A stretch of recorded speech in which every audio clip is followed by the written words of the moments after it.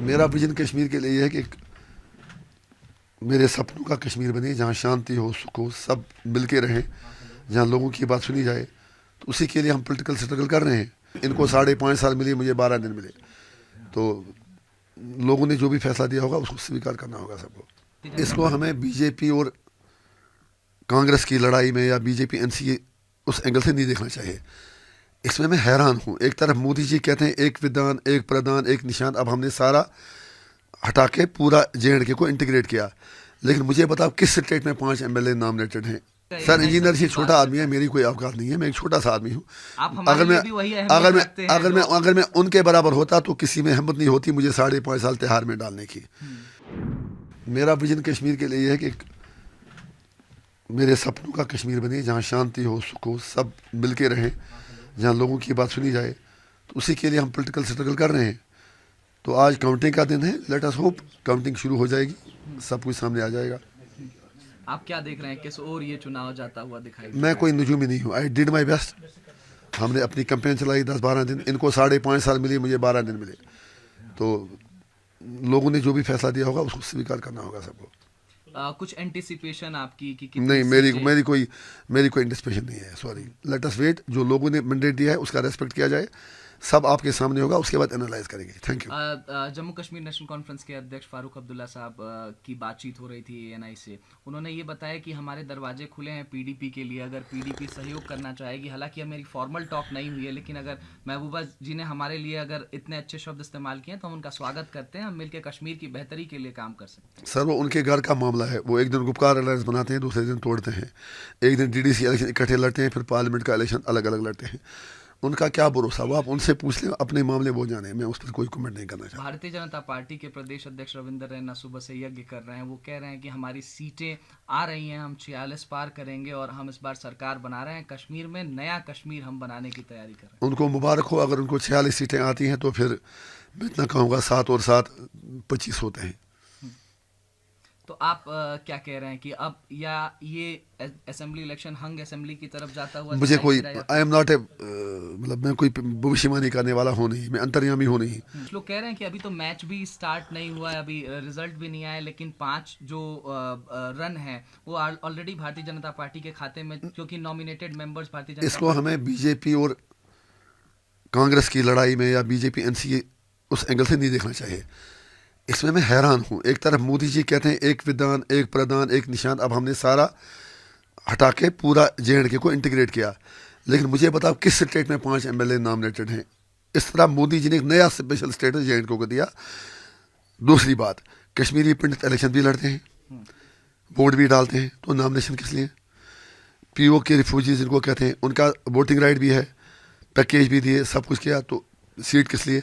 ये यहाँ की डेमोग्राफी को चेंज करने की तरफ उनका कदम है। मुझे अफसोस है कि 5.5 साल NC, PDP, रीजनल पार्टीज, उन्होंने उस पर कोई बात ही नहीं की। बिल्कुल अनएक्सेप्टेबल है, अनडेमोक्रेटिक है, अनकॉन्स्टिट्यूशनल है। ये होना ही नहीं चाहिए। मेरा इतना मतलब है कि होना ही नहीं चाहिए। फिर अपर हाउस का, फिर लोअर हाउस का मतलब ही क्या है? इंजीनियर साहब, आपने ये चुनाव देखा जो 10 बरस के बाद, आप इतने अनुभवी नेता माने जाते हैं। मैं कहाँ अनुभवी? मैं तो अभी 10 साल हो गए सियासत में, 5 साल में जेल में मैंने गुजारे। अनुभव जिनके पास है तो उनसे आप पूछते नहीं। हाँ, बताएं। आपने जब ये चुनाव देखा 10 बरस बाद घाटी में, तो क्या कुछ नयापन दिखाई दिया आपको? आज तो कश्मीरियों की बेबसी, कश्मीरियों की हेल्पलेसनेस, हिंदुस्तानी मीडिया की गुंडागर्दी आज कश्मीरियों के आके मुंह में माइकें घुसा रहा है। ये तो बताओ, ये तो बताओ। 5.5 साल किसी ने घास भी नहीं डाली, कुत्ता भी नहीं पूछा कश्मीरियों को। आज आप सिर्फ, आपसे मतलब आप पर्सनल नहीं, डोंट टेक अदरवाइज। नहीं तो सर सबकी मैं ओवरऑल कह रहा हूँ। आज मीडिया हाउसेस सिर्फ ये देखना है कि कश्मीरी जिंदा हैं, मर गए हैं, तो बाकी कुछ बदला नहीं है। सर, हम ANI के तौर से कहना चाहते हैं कि हम इंजीनियर राशिद साहब के पास गए, महबूबा जी के पास गए, उमर अब्दुल्ला साहब के पास गए, कांग्रेस में गए, हम हर जगह। सर, इंजीनियर से छोटा आदमी है, मेरी कोई औकात नहीं है, मैं एक छोटा सा आदमी हूँ।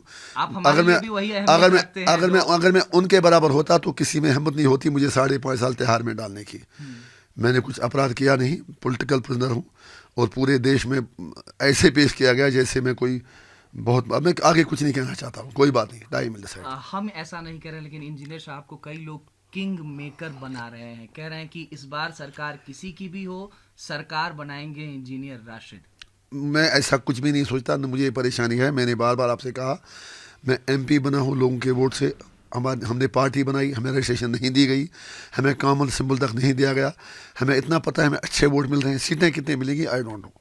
अगर आज कोई सरकार बन जाती है, नंबर्स आ जाते हैं, चाहे वो भारतीय जनता पार्टी के पास आए, चाहे एनसी कांग्रेस में आए, तो आप या फिर पीडीपी के पास आए, तो आप उनसे क्या कहना चाहेंगे? इंजीनियर राशिद का मैसेज क्या होगा? आप 4 दिन बाद अब कश्मीर में भी नहीं रहने वाले। मेरा मैसेज उनके लिए ये होगा कि इक़्तिदार आता है जाता है, पावर कोई परमानेंट चीज़ नहीं है। जब भी कोई इक़्तिदार में बैठता है, सिंहासन में बैठता है, उसको लगता है कि मैं कभी छूटूंगा नहीं। यही रिक्वेस्ट करूंगा हाथ जोड़ के कि मेहरबानी करके जम्मू कश्मीर एक साधारण स्टेट नहीं है। एक तरफ पाकिस्तान है, चाइना है, इंडिया है, बाकी लोग हैं, दुनिया की नज़रें इस पर हैं, स्टेट एक्टर्स हैं, नॉन स्टेट एक्टर्स हैं। कश्मीर के लोगों पर कृपया कीजिए, उन्हें जीने दीजिए, उन्हें सांस लेने दीजिए, उनके अधिकार दीजिए, उनको इंसान समझिए। इसको हिंदू मुस्लिम मत बनाइए, इसको आप एक मानवता की हैसियत से देख लीजिए। और कश्मीर का जो मुद्दा है, जैसे इंडिया क्लेम करता है पीओके पर, पाकिस्तान क्लेम करता है इस इंडिया पर, जो भी करना है, अगर जयशंकर जी इस्लामाबाद गए हैं तो सिर्फ दौरे के लिए न जाएं, दुनिया को धोखा न दें। मैं शंघाई कॉन्फ्रेंस के लिए गया, पर्दे के पीछे जो हो रहा है कुछ अच्छा करें, जैसे यहाँ शांति का वातावरण हो और उन मुद्दों पर इलेक्शन लड़ा जाए जहाँ डेवलपमेंट की बात हो, एजुकेशन की बात हो, बाकी चीज़ों की बात हो। लेकिन जब मारा मारी हो, जहाँ अपसफा लगा हो 35-37 साल से, जहाँ 1 लाख लोग कब्रों में सोए हों, जहाँ कश्मीरी पंडित बाहर हों, जहाँ करना, कैरन, उड़ी, मत्सल के हज़ारों फैमिलीज पाकिस्तान भाग गए हों, वहाँ आप सियासत की क्या बात करेंगे?